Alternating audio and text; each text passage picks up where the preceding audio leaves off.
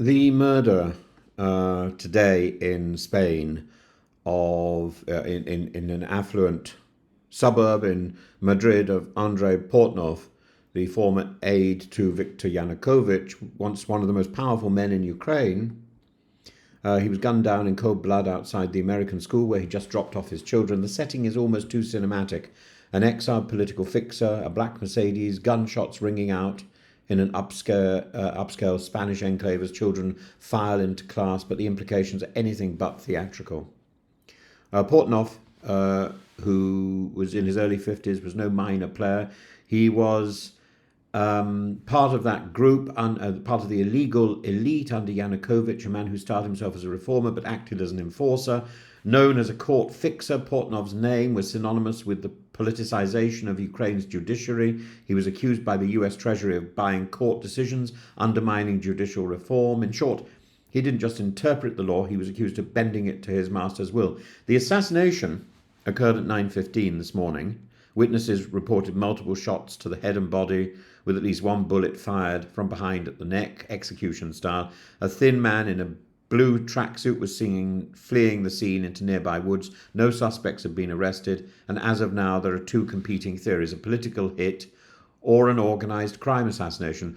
Portnov's trajectory mirrors Ukraine's turbulent post-Soviet narrative. Once a member of Yulia Tymoshenko's team, he later defected to the Yanukovych camp and became one of the architects of the infamous anti-Maidan legislation in 2014. And when the revolution came and Yanukovych fled to Russia, Portnov did too, first to Moscow, then to Vienna. He returned to Ukraine in 2019, shortly after Zelensky's election, and reinserted himself into national life with remarkable impunity. By 2021, however, the US had sanctioned him for judicial manipulation. Ukraine's own SBU had accused him of treason and collusion in the annexation of Crimea, and many cases were later dropped, raising suspicions of institutional cowardice or quiet complicity. Still, Portnov remained a lightning rod for controversy and a master of legal maneuvers, however, suing, evading, reappearing again and again. So, who killed him?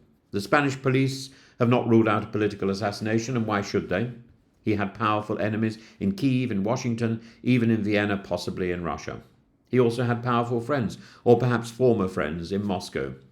He knew too much about too many. He had advised on Crimea, on the judiciary, on media channels linked to oligarchs.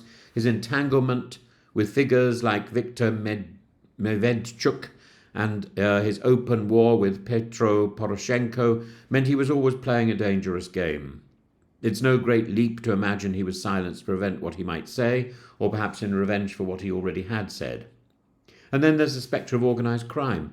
Portnov's legal empire was rumoured to have had roots in the murky worlds of asset recovery, privatisation, disputes, and frankly legalised raiding.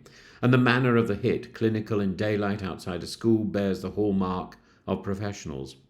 Let's not be naive. This is not just a story about one man.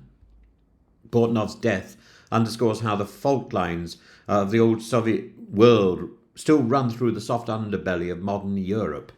We can't get away from what is happening in Russia, in Ukraine. And this man's assassination is a reminder that unresolved legacies, corrupt courts, manipulated politics, murky loyalties do not disappear. They transform like a cancer. And consider the context. Spain has already seen assassinations linked to Russian intelligence, including the killing of the helicopter defector Maxim Kuzminov last year.